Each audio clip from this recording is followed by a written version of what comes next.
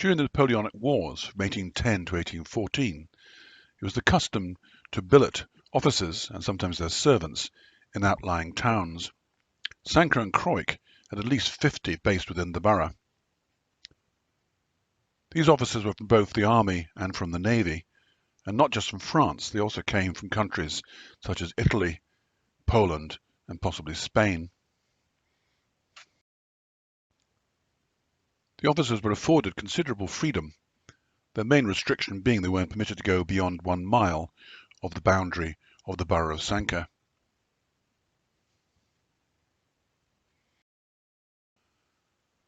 They were trusted as officers and gentlemen. They had given their word they wouldn't try and escape. There's no apparent record of any who tried to do so, however there were a few who were found beyond the 1 mile limit. In one case, an officer was found fishing and brought back to the provost, where the person who found him was given a £1 reward, a considerable sum of money in those days. Within their boundary was the Crawick Water, in particular a deep pool of water with a sandy shore, which has become known as the Soldiers' Pool and is still popular today. This lies close to the site of the old Holm House. They also had access to a network of paths that run through the woods. These were on both sides of the river, connected by bridges, one of which has now collapsed. The most enduring of the physical artifacts left by these prisoners can be seen on some of the trees where there's been graffiti carved with initials.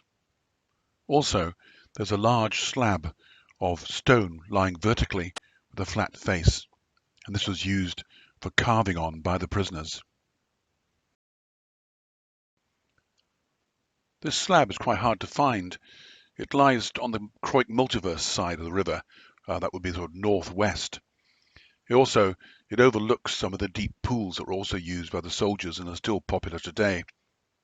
The Witch's Crag is nearby on the other side of the Crawick Water. The collapse of a bridge further up the river means that these paths are less used. The carvings lie on a junction of a path that seemed to one time run down to the Crawick Water itself, now quite dangerous. The upper path is safer, but at some points it gets extremely close to the edge of the cliff overlooking the Sarah's Trough, as the Ordnance Survey marks it. Much of the graffiti is very hard to see. One in Italian seems to roughly translate as delightful place. Also appears to be a curved piece of graffiti which says souvenir. There are a variety of initials, some quite well carved. There's also the dates 1812 and 1814. A lot of the other initials appear to be later additions, not by the prisoners themselves. You can also see that some of the turf above has grown over it. There's probably more graffiti hidden beneath it. On the whole, the prisoners were well liked, but by the end of 1814 they'd returned to their respective countries, except that is, for one who sadly remains within the churchyard as a result of a duel fought over the affections of a local lady. It's also said that a few stayed on because of their love for the area, and at least one stayed on and married.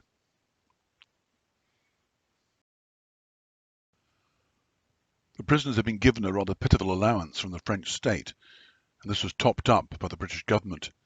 However, many made artifacts for sale, such as carving on stone and wood, and these sold well locally. This Napoleonic prisoner art is quite well known and is highly collectible.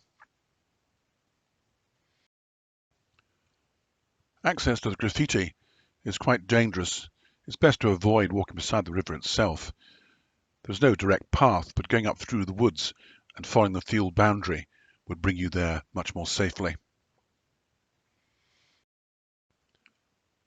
A special thanks to Heather and Jennifer Griffith for finding the exact location of the graffiti after some searching, and also for taking much of the photographs and the video shots.